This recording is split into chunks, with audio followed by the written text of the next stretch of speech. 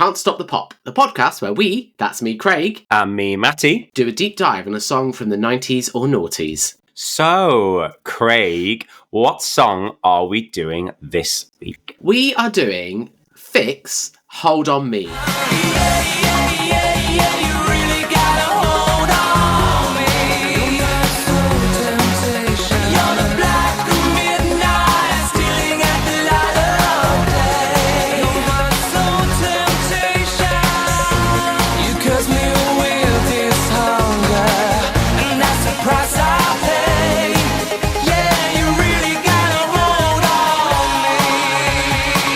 What are your immediate thoughts on this? Great song. Loved it when it came out. Think it still stands up today because it's got that 80s throwback vibes.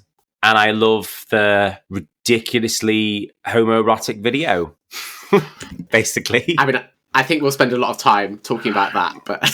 Yeah, we will. But before we get into the song, who are Phixx and why are we talking about this song? Okay, so Phixx were the boy band from Popstars, the rivals that weren't in One True Voice. Like the runners-up to the runners-up, which is a slightly bizarre place for them to exist. But this was their debut single. And by the time they released this in October 2003, One True Voice had already split up.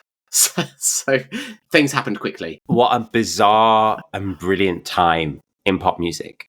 I've said it a couple of times already. I think Popstars, the rivals, might be one of the best, if definitely the most chaotic of any of the ITV reality shows they ever did. I agree. You just think about all of the iconic moments, like even like Davina McCall hosting it. It's just brilliant. The amazing people that came out of it, obviously Girls Aloud, fantastic, but just everything to do with One True Voice. And the fact that both groups had a group formed from the people that didn't make it into it. Yeah. Genuinely, we've said it before in a TikTok. You said that it was the second best debut single from a group from this TV show, which is true. It is a very bizarre situation, but Phixx, they took their sweet time, and I think rightly so, let One True Voice do what they did.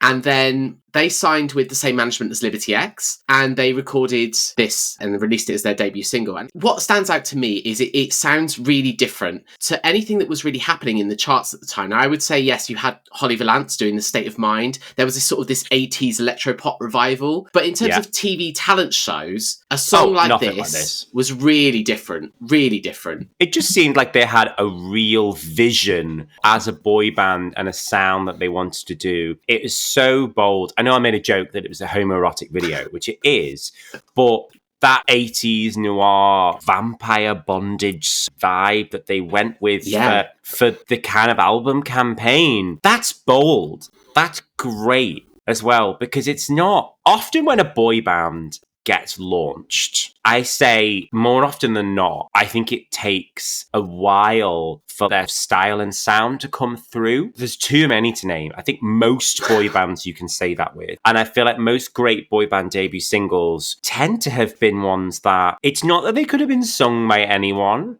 but it's that they just fit into a very commercial sphere of what is happening at the time. People like Blue, The Wanted, their debut songs were great, but they were so chart-friendly for what was going on at the time. Yeah. This, Hold On Me, in a very out-there video with an extremely 80s synth-pop sound, this was like something from LaRue or Little Boots or people that were like pop left-field indie, and this was like a reality TV show act. So I loved it. Yeah, I think what really stands out to me about the production, it may be because they were on a small label. This was not a big budget, big launch for them. The thing I really like about the production is it sounds authentically 80s. It doesn't sound like a noughties pop act riffing on an 80s sound. The production is so authentic. It's a little cleaner than you would get from the 80s, but in terms of the instrumentation, there's all these plinky plonk sound effects, this squelchy bass. It's really credibly sounds like the 80s. And as a reintroduction to Phixx, each member gets a solo verse, so quite well thought out in terms of let's reintroduce this act. People will recognize them, but let's actually show what they can do. And oh my goodness, hooks for days. So many hooks. So many hooks. So many good hooks in this song. Literally from the verse, the melody is so catchy. Like that descending scale that they've got in it. And then the chorus, on the one hand, it's kind of textbook in how to create a good hook, but it also just works so well in that you've just got a repeating and then we go into the title of the song, which is a chant. It's almost like a pub chant, but you put it in an 80s synth pop song. It's interesting you say with the production. It isn't melodically at all like it, but there's a real similarity to the Pet Shop Boys. That's the reference that I would go with it.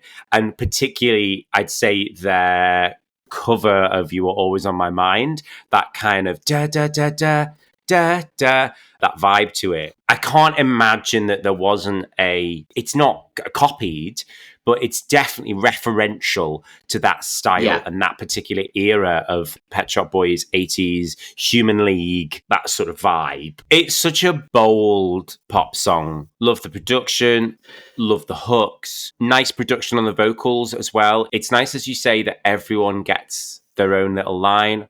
Although I do think that's kind of typical for a boy or a girl band's debut song. It's always very much like we're going to give them all a line, but then as we go through the studio, we're going to see who's going to be the lead in this group. That's true. And it's nice to hear their different styles as well. And that's one thing that Popstars The Rivals didn't allow acts to really do, was to express their individuality. But you hear some really nice rocky drawl in there, and there's some nice soul. There's a really diverse collection of vocals in there, which is great.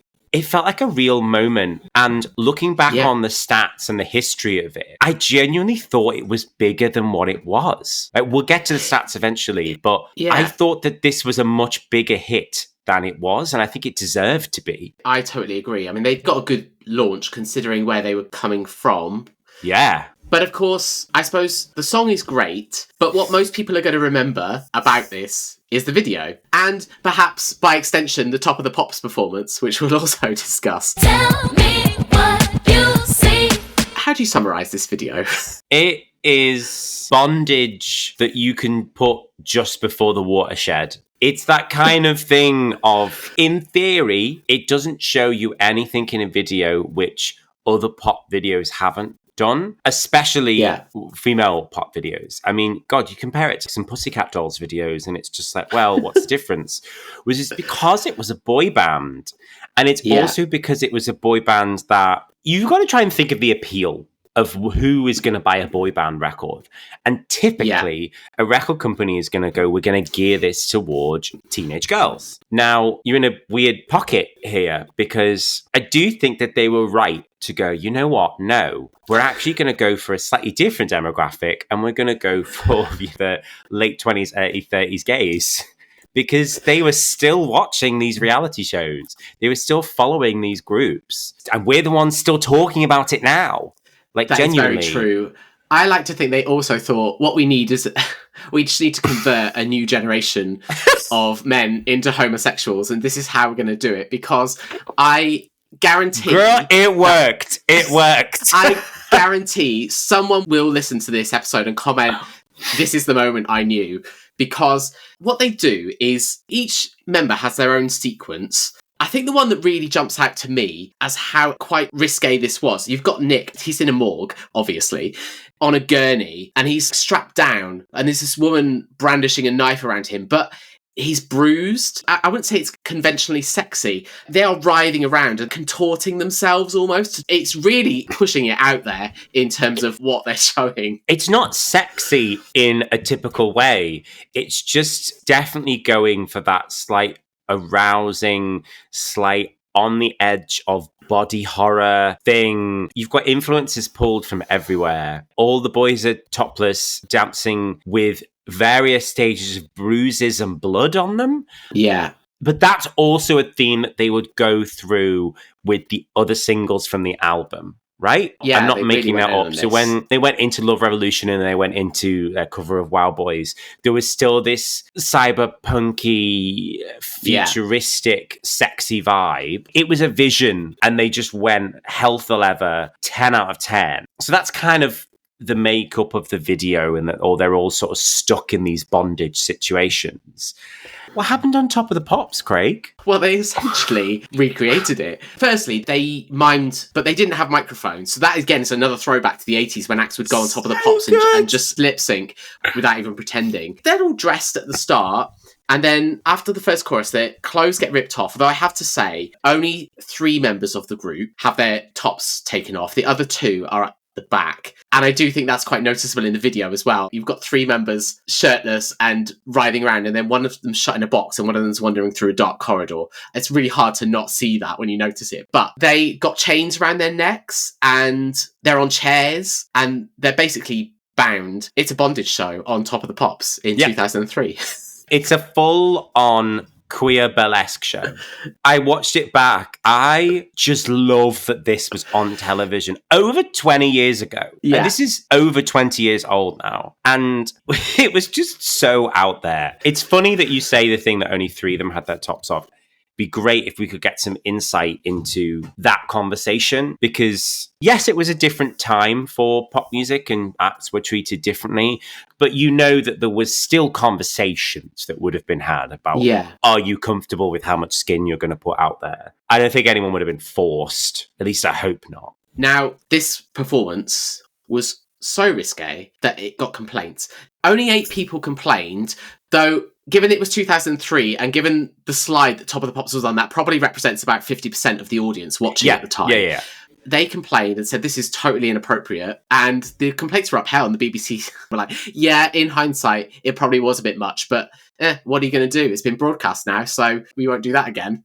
I just love that also. I'm slightly obsessed with complaints about things. I love random obscure Karens just going online and just being like, oh, this was not appropriate, babe. It was appropriate to a whole generation of young homosexuals that were coming out of the closet. In fact, this literally was the time that I came out of the closet. So great. Thanks, boys. Thank you so much. Your parents calling up going, do you know what that performance has done to my Do you know what that performance has done? He needs to go back to listen to those Girls Aloud records. He loved those girls. Edit. So before we get into the chart stats, we were very fortunate that Peter Smith from Phixx was able to join us. Now, he was running a bit late, so we had to record the episode without him and then edit it all back together. But he was able to talk to us about his time on Popstars The Rivals, his experiences in Phixx, and what he's been up to since leaving the group.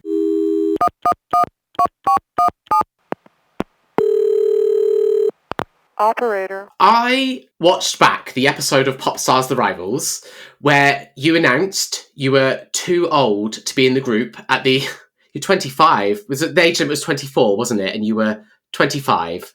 Yeah, we were at the time we were kind of talking about, just weeks, you know what I mean? But it was one of those things. And listen, to give you the inside scoop, it wasn't like a decision as much as it was kind of...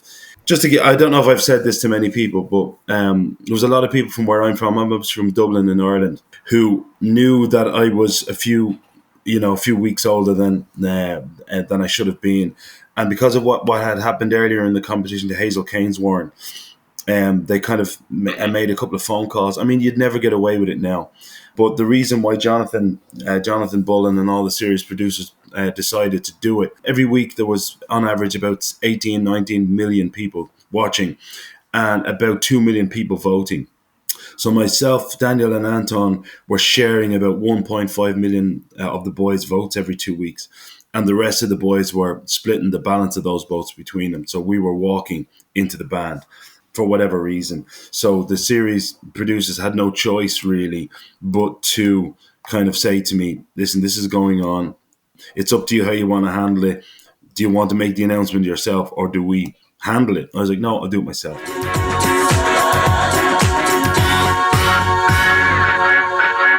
I can tell you now that one of you from each group is going to be going. I need to talk. There's something I need to tell you. Something I need to talk to you about. Come. You guys, if you go over there for a second. You guys, we're going to talk to you a bit later on. Go over there. Hang on. Look, let me bring you down here. Sorry for interrupting, but 2 weeks ago I watched Andrew go home Hang on one second, if you guys want to go. Yes. Sorry, and I can't believe I'm doing this, but 2 weeks ago I watched Andrew go home, and it was the hardest thing I've ever seen. And I can't watch any more of these boys go home. You are joking, I can't. aren't you? No, I can't. I'm 2 months too old to be in this band. Yeah, and I can't watch. I'm sorry, but I can't watch this anymore. It's just, I had a chat. But why didn't you say something to us earlier? I did the audition in Glasgow. I enjoyed myself, and it snowballs. It just goes on. So I went to Pete earlier. I said, look, Pete, I can't do this. I just can't do it anymore. Pete's been like I'm sorry, I'm sorry, Lou, but Pete's been like a father to me, since I got here, and the crew have been good to me, and the boys, I can't watch the boys, the three tops, I can't watch the boys anymore.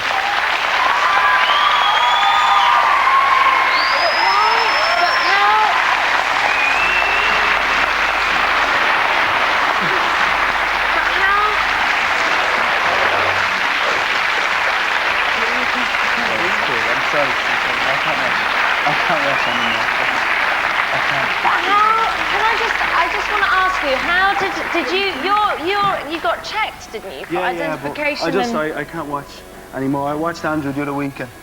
I just can't. Davina knew nothing. Louis Walsh knew nothing. Pete had limited knowledge, and Jerry Halliwell didn't really care what was going on. She's that type of person. She waltzed in with her dog, and she didn't really know anyone's name. Oh, I'm sorry. I love that. Yeah, I did that, and you wouldn't get away with it now. The one thing that's come from it is that nobody can be age discriminated against ever again, because it was highly, shall we say, illegal. Well, it certainly wasn't the right thing to do. But, I probably avoided a massive issue that I would have had if I'd have joined One True Voice. Good bunch of boys, but we all know how that went, Yes, we do. And I may just ask about that. That was going to be our next question, is that whether it was a shock to some, but you just answered it in terms of we didn't know if Davina was aware or Pete was aware or anyone, because it seemed like on air it was quite slickly managed, but obviously for you it was something way big. I had 15 minutes, not even that, 10 minutes to absorb it, because I was brought into a room by Jonathan and some of his team. You must remember, I'm still a relatively young guy. I'm singing in tune. People are responding. I'm doing what I'm supposed to be doing. And I'm faced with this thing. Davina had no idea. And so I really felt for her that night, because she really had to react on her feet. And it really affected her, because when you're doing something like that, it becomes like an emotional bubble. Even though, come on, we're not saving lives. We're singing songs on TV. In hindsight, some of the emotion was probably OTT. But you don't know what it's like to be in that bubble, or you do know what it's like to be in that bubble. And a few of us got really, really close. I was at the time, I was particularly close to Sarah Harding, particularly close to Daniel Pierce, we were like brothers, and we still are good friends. What a guy he is. So you're in this emotional bubble. That's the way it pans out. You said you're predicting our questions. The next question we're going to say is, did you keep in touch with anyone from the competition? Obviously, you mentioned a few names there. Everyone. I mean, we all hung around pretty much after, all the girls from Girls Aloud, super cool people. All the guys from One True Voice, super cool people.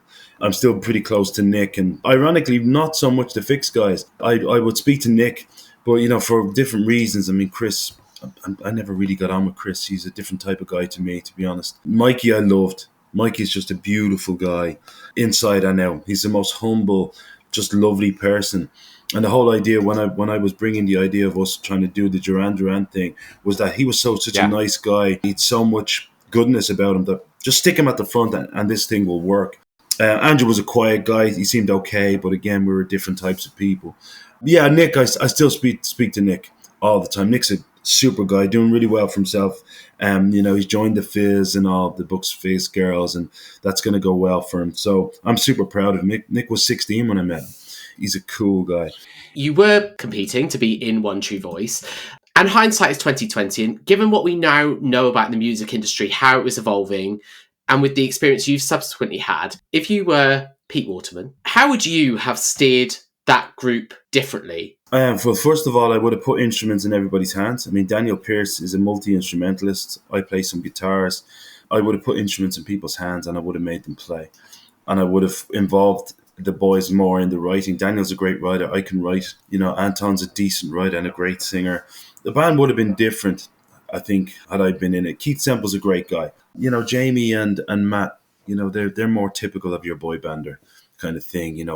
Go over there, sit in that stool, do as you're told. They're more from that ilk. I would have made it more Motowny, more soul-y. I thought the first single that Pete got from Barry, because Pete been working with Barry Gibb and, he really respected him. I thought Sacred Trust was a Bee Gees B-side. I wouldn't have went down that route. I think it was all down to the fact that Polydor had Brian Rawlings and Girls Aloud, and they had this machine ready to go, whereas Pete wanted to paddle his own canoe and he wanted to do the whole, he thought that a vocal harmony group was this amazing thing, but it needed to be more soul-y. And I think when he saw myself, Daniel and Anton together, he thought he was going to go down that route. But obviously me having to leave the show kind of torpedoed that. And it became just another boy band. Despite having somebody as wonderful as Daniel Pearce in it, it just became another boy band. It was a great shame. I think if Polydor had gotten the boy band, it would have been a different ball game. They probably would have been still around today. As you know, Universal as a group, they're a machine. Girls Aloud marketing was absolutely brilliant. And, Sarah Harding in particular for me was a superstar. She was just a superstar. And without her, it's not the same. I mean, Nadine is an amazing singer, but Sarah had it all. She had the personality, she had the voice, she was gorgeous. It's, they knew what they were doing when they put Girls Aloud together, and they were ready. Pound for pound, they were much more talented than the Spice Girls, and they had better songs. You're now my best friend because you've just spoken about anyone that listens to our podcast knows that I'm like an absolute Girls Aloud super fan. I went to the reunion tour 3 times last year. It's actually really lovely to talk to you and hear about these stories from the show as well, because I said to Craig before we recorded with you, I said I felt like there was a lot of reality shows that we've had over the past, 20, 25 years. But for me, Popstars, The Rivals, the age I was at the time watching it, obviously with Girls Aloud being such an important pop group for me. Yeah, it's a time in pop that is ingrained in my memory so well. So to speak about Phixx, who you are a member of, were you signed with the same management that had Liberty X from the first Popstars series? Did you feel that pressure to be the runners-up band? No, I mean, my thing was about really, initially I wasn't going to join the band. I'd been approached by Innocent who had Blue, and I really didn't know what I wanted to do. And that's being honest with you. I grew up listening to Morrissey and rock music, and I kind of did these reality shows because I just wanted to get out there and see what I could do. So when I met Nathan Moore, actually, Nathan and I became really close. He was the day-to-day manager of Phixx. And at first, he didn't really want me in the band. But Gary Wilson, who obviously was the day-to-day manager of Liberty X, he really wanted, his thing was, it has to be all 5 guys or none of them. So he insisted on the meeting. And then when Nathan and I met, we just clicked. I think he had this impression that I was going to be trouble, but I wasn't. If you know your history and if you've spoken to people who know, I was the one that went to the recording studio, co-wrote all the songs, and drove the band. It was my idea to do the 80s Duran Duran thing. The boys wanted to do something like, because Blue was really working then. I was like, no, I want to involve John McLaughlin, who was a good friend of mine. And John's caveat was, well, okay, Pete, I'll do this. If we do something retro like Depeche Mode, Duran Duran, it has to be retro. And it's funny, the boys, when I brought Duran Duran records, the boys, Chris included, all looked at me and was like, how's this going to work? And I was like, trust the process, it's going to work. And they kind of then, when it did work, they were all telling their girlfriends and claiming to the girlfriends that it was their idea. Because actually Chris's girlfriend at the time is a girl called Fran, who's married to Robert Huth now. She's my partner in 03, our production company. And she tells me all what he was saying at the time, that it was like, Duran was his idea. And I was like, no, just speak to anyone that was there. The pressure was there. But I don't believe I knew that Andrew could sing his ass off. I knew that Mikey was this amazingly beautiful guy that people would just latch onto. I knew that Nick was a natural pop star. I'm not a pop star. I'm an actor. I knew that I would work my ass off and sit in the background and people would just accept me being there eventually. But the pressure was there, and we did it all with an independent label. you know? When I listen to Hold On Me, specifically as a single, I also get a little Pet Shop Boys influence in terms of the bass line and things like that. And I love what you're referencing. We said before we came on to interview you, we felt that it's a really bold vision of a boy band that no one else was doing around the time. So to look at it in a 2025 lens, to look back on, to think like, wow, that was so out there based on what else was doing well in the charts. So it took a lot of guts, really. It was electro pop, Matt, you know, and Alison Goldfrapp came along just afterwards and everybody lauded her for it. But because we were a pop act or a perceived pop act, it was, oh, you know, that's weird. You know, we just weren't, it wasn't going to work with five guys who were all over 6 foot. Well, except for Chris, he was like 5'6". It wasn't going to work standing up off stools. That would have scared people. So we did, you know, the Love Revolution thing. We did these big gay anthems, and they were, pardon my language, they were great. It had to be a punch in the face. I think we probably were about 5 years too early. I remember Fran telling me a story that she was, because she's an actor, she went to this casting and she was saying, oh, my boyfriend is Chris from Phixx, and oh, that's the band that's doing the vampire thing. That's so passé. 5 years later, Twilight was the biggest movie on the planet ever. We did Top of the Pops so many times. We did GAY probably 14 or 15 times. That was our audience, you know. People, because gay people get music, they just get it. They understand music. We do. And for me, if a gay person loves your music, you're doing something right. They just understand. We're going to put that as the tagline of our podcast now, just so that you're aware. Peter Michael Smith said, if gay people get your song, then you're doing well. I love that. I'm going to ask about the visuals, because that Top of the Pops performance, how was that to be putting yourself out there like that? We knew, myself and Nathan, really, who, you know, was really myself and Nathan in this little witch's coven in the corner, thinking we knew we had to do something shocking. And at the time, Andy Peters was the program director, Top of the Pops. So he was like, get Phixx on. I want them. I don't care about their chart position. I think we were floating around 7, 8 or 9 on the midweek. So we were going to slide into the 10 in a very competitive week, might I add. But he was like, get them on. So we knew we had to. So we got 5 dancers. And it was just S&M bondage, really, to be honest with you, like strippers. And the BBC got so many complaints, which they love. They love that stuff, you know. Wow. There was one group of ladies that said they complained because they were sexually aroused, you know. I'm like, okay, you know, okay. Mic drop, there we go. I mean, that works. And it goes to show it was dark what we were doing. It was alienating probably the tiny little kids who were listening to Westlife at the time. But we didn't care. We knew what we wanted to do. The only thing that was missing from Phixx was having instruments in our hands.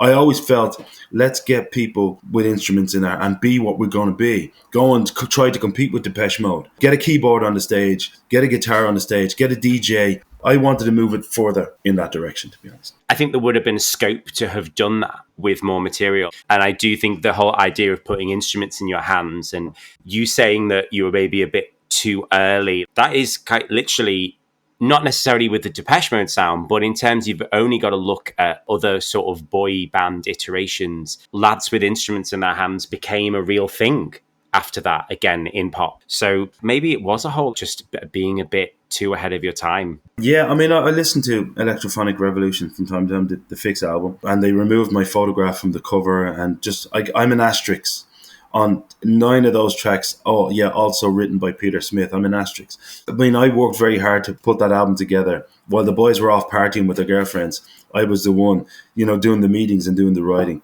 But I digress. My thing was always, let's try to evolve. Let's try and move past. When we were never going to get the tiny kids. But the people that got us really got us. So I think if we just had held our nerve, if Max hadn't kicked me out of the band, I'll tell you why he kicked me out of the band. I didn't leave. But yeah, if we had held our nerve, we could have just evolved it. Because if you listen to the songs now and you brought someone into the room who didn't know anything about music, they'd go, okay, Hold On Me is great. That Love Revolution's great. Yeah, I'm not sure about Strange Love, but Voyeur, which I wanted to release as a single, and everybody bottled it. To keep you watching. Oh yeah. Tell me, do you like what you see? Oh yeah. Feel your eyes all over my body. Oh yeah. Now these obsessions again of hidden pleasure, baby. Oh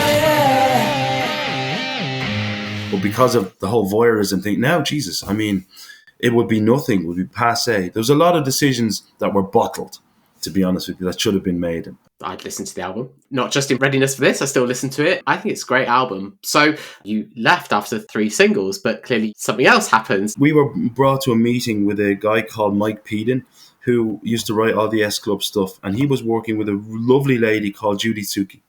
And Judy had written with Elton John. She was a big noise in the 70s. She wrote a song called Strange Love, which was our 4th single. You keep on pushing me, pulling me, you strange love. Keep on hurting me, you strange love. Keep on feeling me, you strange love.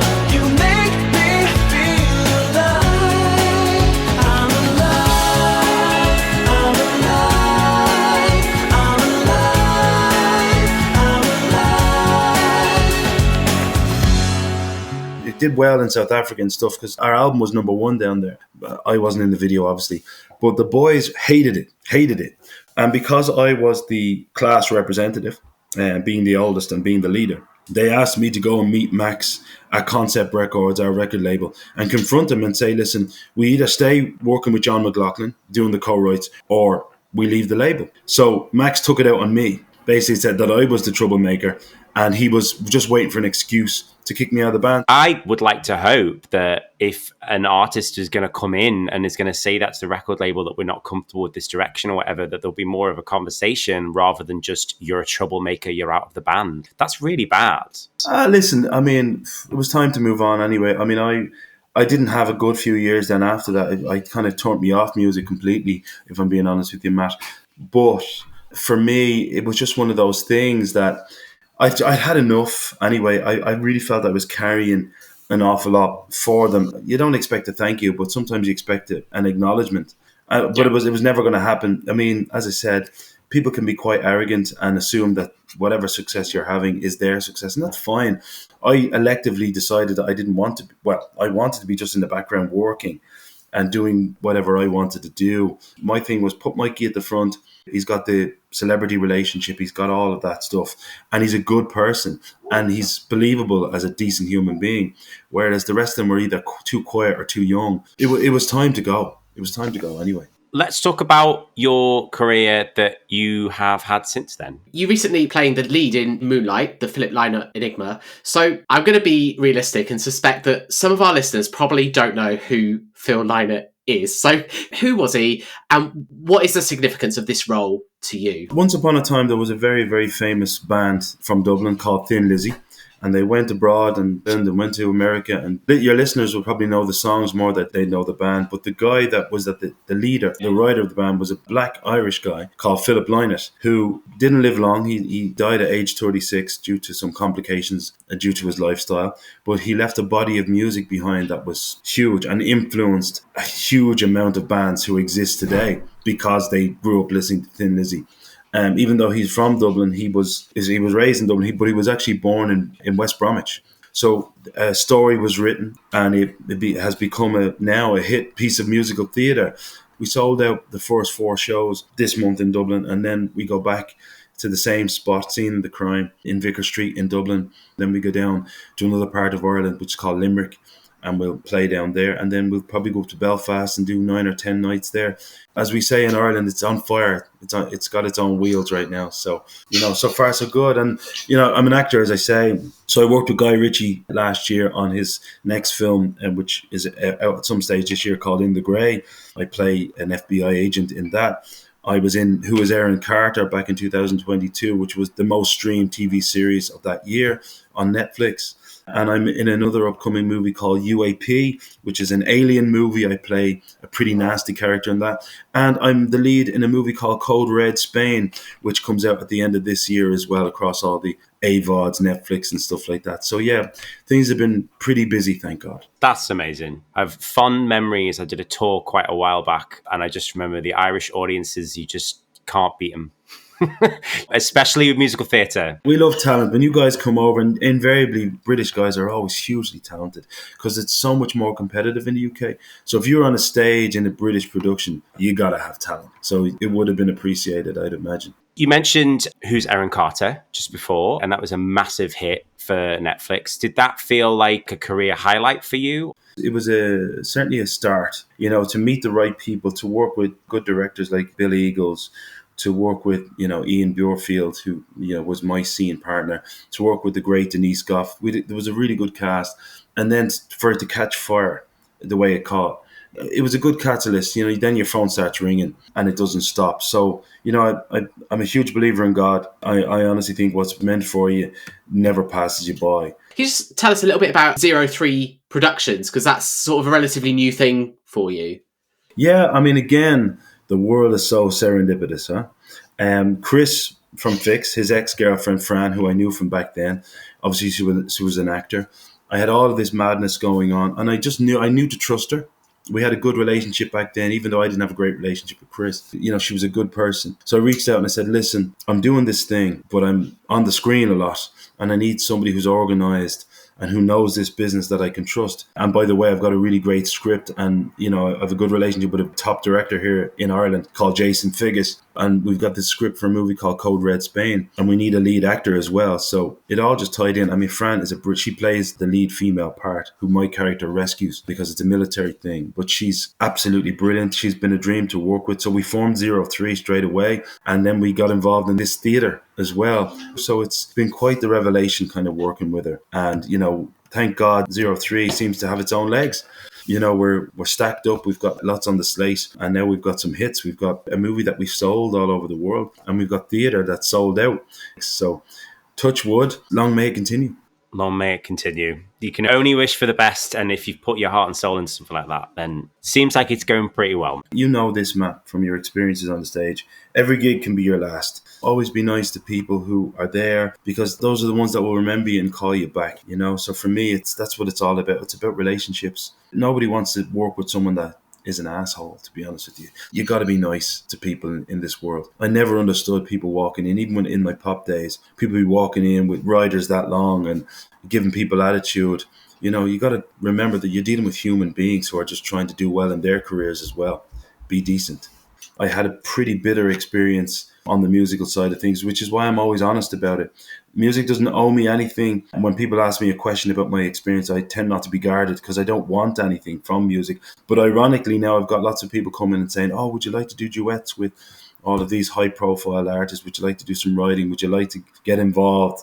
It's when you don't want something, and you'll probably know this, Matt, from being on the stage. When you say to yourself, not interested, everybody tends to, want you to go and do it again. So I'm gold fodder for the likes of you guys, because if you ask me an honest question, I'll just answer it honestly. We would much rather someone was just down to earth and lovely and honest like you have been with us than someone who would come in with all of the right things to say. So I'm going to ask you a couple of random questions that are not particularly Phixx related or anything like that. What current act or acts have a hold on you? So that is Phixx related, but there we go. There you go.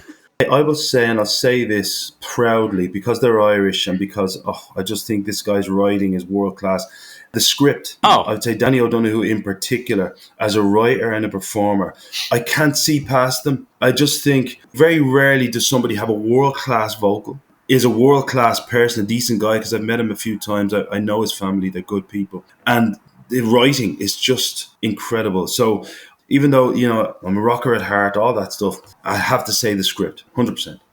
Okay, if you could have been in any other boy band at any time, which act would it be? Oh, I probably would be a toss-up between one of the great American boy bands, probably the Backstreet Boys, or a band that I consider to be a boy band, Duran Duran. I would have loved to be in Duran Duran, definitely.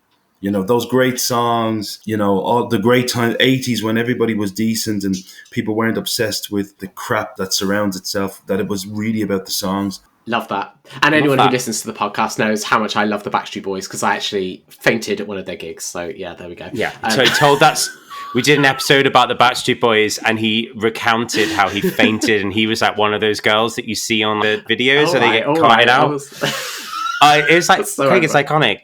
So I ask this to most of our guests because I feel like this is a good indication of someone's pop personality. What do you think is the best pop music video ever? I would have to say the original Wild Boys video from Duran Duran. First of all, directed by, I think, Russell Mulcahy, who directed Highlander. So the boys were going for it. Image was important to those guys. They wanted that cinematic approach. I think Simon almost drowned on that cartwheel that goes into the water. In those days, there was no AI. As someone that's involved in cinema now myself, some of the shots, they're all beautiful men, but some of the shots they get in that video, there's nothing to touch Wild Boys by Duran Duran. It's incredible.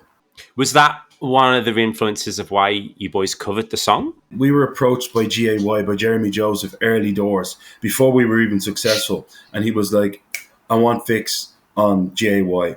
I don't care how it's all going. He was really supportive. So again, myself and Nathan Moore huddled in our little witch's corner. And we were like, what are we going to do? We'd hardly any songs. We'd only 3 or 4 songs recorded. We needed something that everybody knew, and we needed to entertain. So I said, we got Nicky Cook, John McLaughlin, to rustle us up a version of Wild Boys. Wild boys, never lose it. Wild boys, never chose its way. Wild boys, never close your eyes. Wild boys, always shine. Remember, we were on TV nonstop even before we were properly signed. So it was a midnight session in Parsons Green. I'll never forget it. And it took a couple of hours to do. I think I finished my vocal at 2 a.m. and it was rushed. And then the next Friday night, I think we were supporting Jimmy Somerville. I'll never forget it because Jimmy walked up to me before the gig and he told me, he said, I wasted so much money voting for you on that stupid show. I want my money back. He was lovely. He was so lovely. There was a lot of happy faces in the crowd that night. I remember that night, though, my one takeaway was just staring and watching Jimmy Somerville sing, not cheat, sing everything in full throat, full voice. He is a force of nature. I was learning lessons at GAY. This was back when everybody was playing GAY. We supported Kylie Minogue another night, and Jeremy really took a gamble on us. I never forgot that. It's mental, the people that played there. Madonna played there for Confessions on a Dance Floor. That's wild. You'd never get it now. No, I'll be honest with you. I don't like an awful lot of the artists now. They don't say anything. They say nothing to me about my life. Whereas Kylie, all of the great, Jimmy Somerville, Erasure, these people were talking to you about things that you guys were going through on a daily basis. I listen to Erasure now and I'm like, my God, these guys were brave. And they were representing something that needed to be said. Things that needed to be said in my country where it was illegal to be yourself until 1993. These were brave people.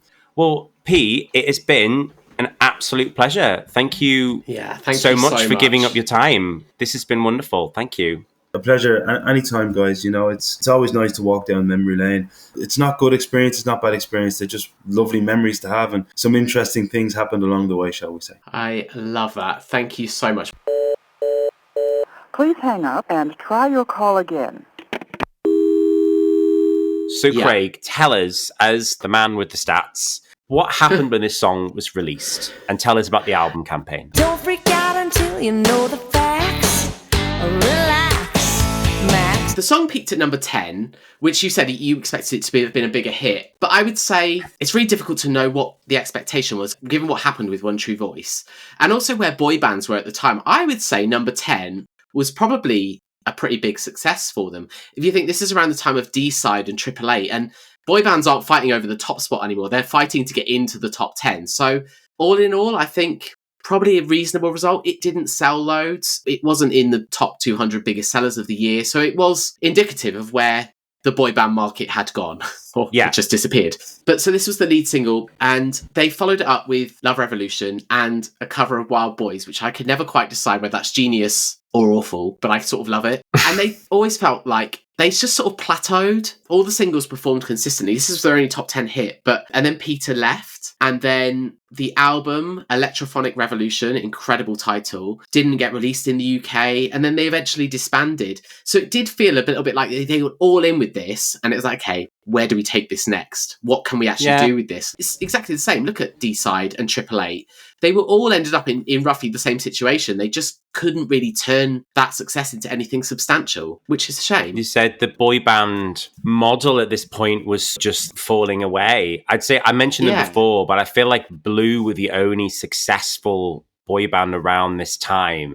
But also, timeline-wise, they were kind of going out anyway. Yeah, it's just indicative of the time. I thought it was a bigger hit. I was convinced that it was like top 5. I didn't think it was a number 1, but it should have been. And it's a weird time in the charts.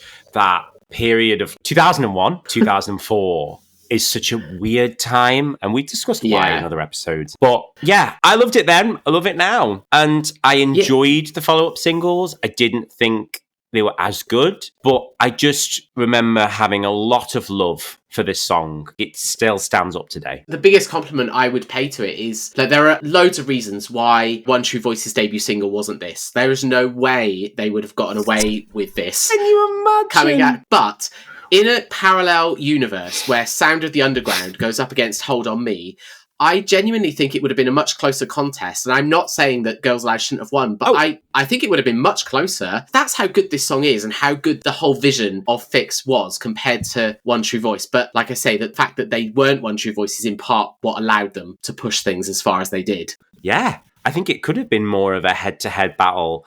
And in many ways, these are the 2 songs that I remember from that era of that show. Plus Cheeky Song, Touch My Bum, let's not forget. I mean, lest we forget, Cheeky Song, Touch My Bum, cheeky. But yeah, Phixx, Hold On Me, absolutely love it. If you want to listen to the song, you can find it on streaming. And where can they find us, Craig? Can't Stop the Pop has a website where there are over 500 reviews, including this song, which you can find at can'tstopthepop.com. We are also on social media. I am Matt_Atkins9 on Instagram. And you can also find us on TikTok at Can't Stop the Pop Podcast, where we basically do this, but in 60-second clips. We do reaction videos. We do random little stories about random little bits of pop. I am Can't Stop _ the Pop on Instagram and TikTok. One day that will just flow, but it's not yet. We are also Can't Stop the Pop on YouTube because we have some video content now.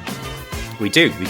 Do subscribe to our channels, get in touch, let us know what you think of the song and what you think of the show, and please leave us a review, but only a good one wherever you get your podcast from. Thank you so much for listening, and join us next time for more Can't stop the pop.